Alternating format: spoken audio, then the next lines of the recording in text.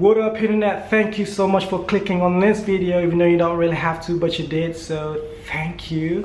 Dalam vlog ni aku nak set 2 mission yang aku bertekad untuk siapkan hari ni juga. Sebab 2 benda tu aku dah hold lama sangat lah, macam aku kena buat vlog ni, so aku boleh siapkan 2 benda tu. So first mission yang aku nak siapkan tu ialah aku nak kemas meja tempat mana aku selalu buat kerja. Sekejap lagi korang akan tengok meja tu. Second mission aku akan bagi tu korang lepas aku siap kemas meja tu. So aku tak nak buang masa korang banyak cakap. Jom kita pergi tengok footage di mana aku kemas meja yang aku cakap tadi tu. Let's go.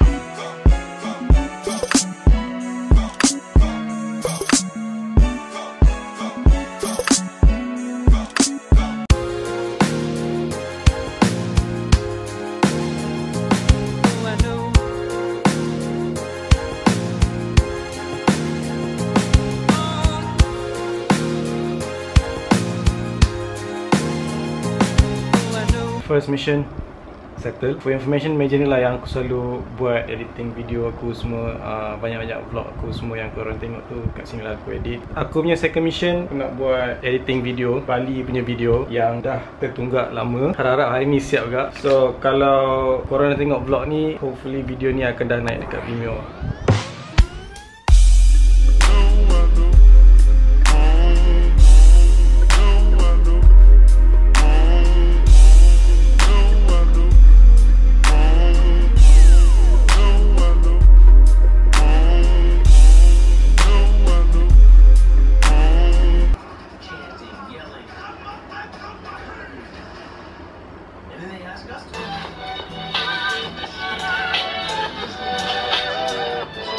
By the way, kalau korang tak tahu ni Farhan, korang boleh tengok dia punya vlog.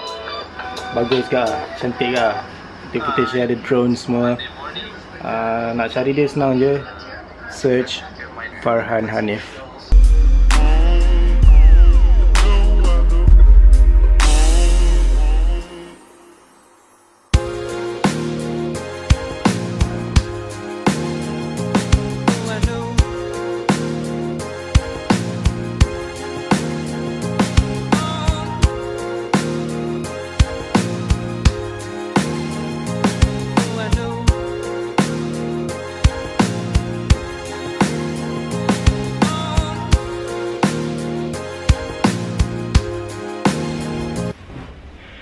So finally semua dah siap, semua dah settle, done. Kalau korang interested nak tengok apa benda yang aku buat tadi, video apa yang aku buat tadi, korang boleh pergi ke description channel ni, video ni, klik dekat link tu. So link tu akan direct korang straight ke Vimeo channel aku.